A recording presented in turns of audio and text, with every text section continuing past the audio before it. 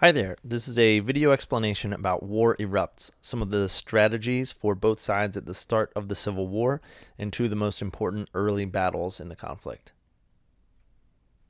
So at the start of the Civil War, the United States, also known as the Union or the North, held a lot of advantages over the CSA, the Confederate States of America, the Confederacy, or the South. Some of those advantages include the fact that they had more troops, so they had a larger population and a larger army that could be put into the field.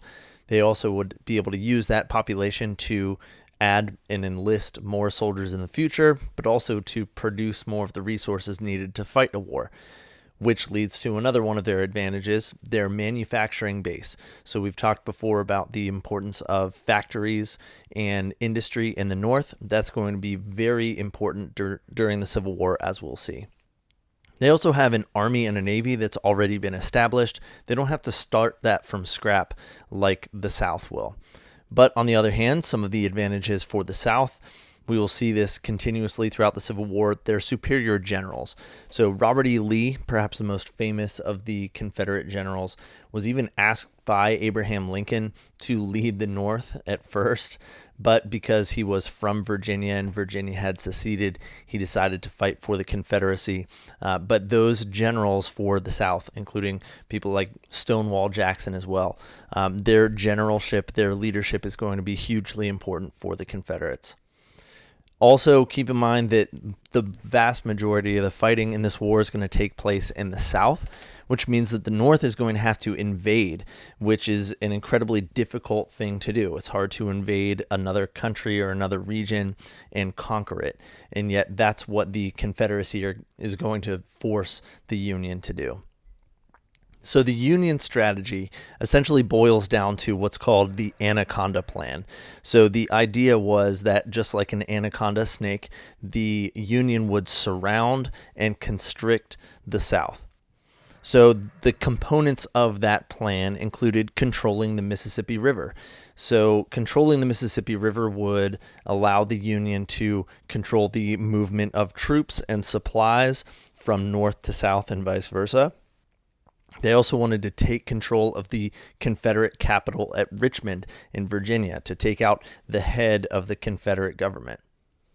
They hoped to blockade the coastline to prevent, using their navy, the ability of the South to export any products that they might be creating, to import anything that they might need to fight the war. And finally, and this is similar to the first goal, separate the West from the South. So divide and conquer, split the South and ensure that it cannot be one continuous piece. The Confederate strategy, on the other hand, first and foremost was to wait it out, to draw the war out as long as possible, with the idea being that Northern civilians would eventually get tired of this war and want their political leaders, namely Abraham Lincoln, to end it. So the South just essentially wants to hold on and drag this war out as long as they possibly can.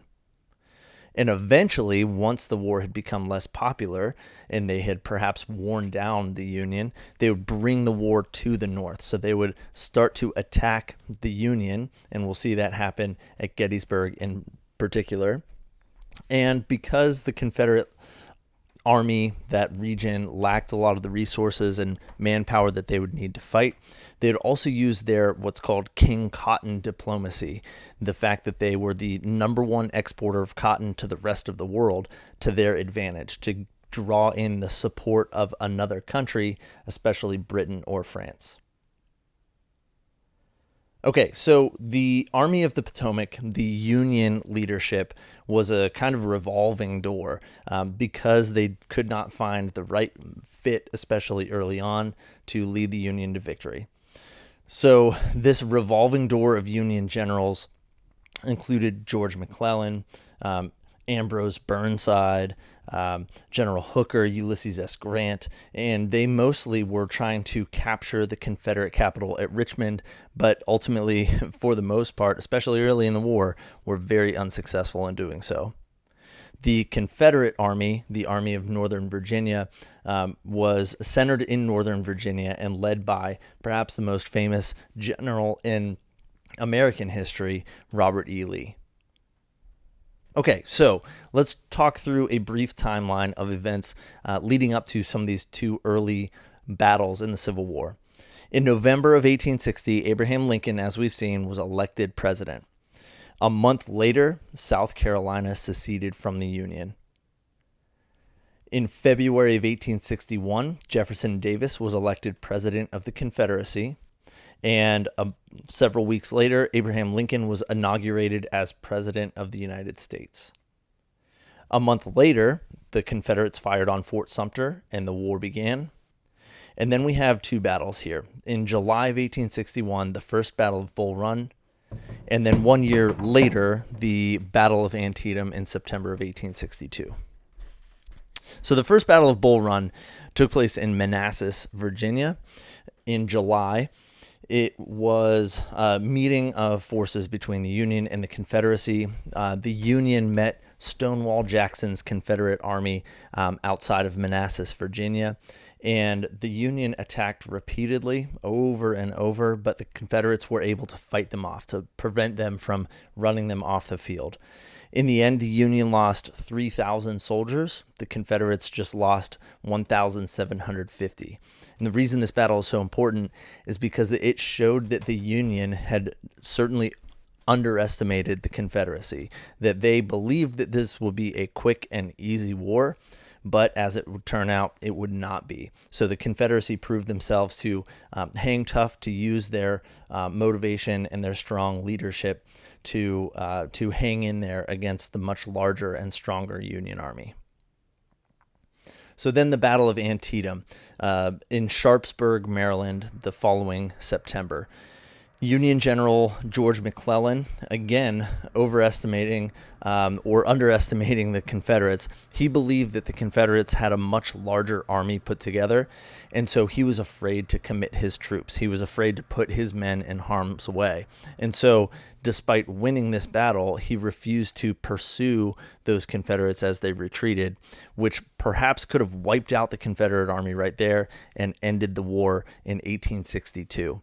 At the end of the battle, the Union lost over 12,000 men, the Confederates just over 10,000.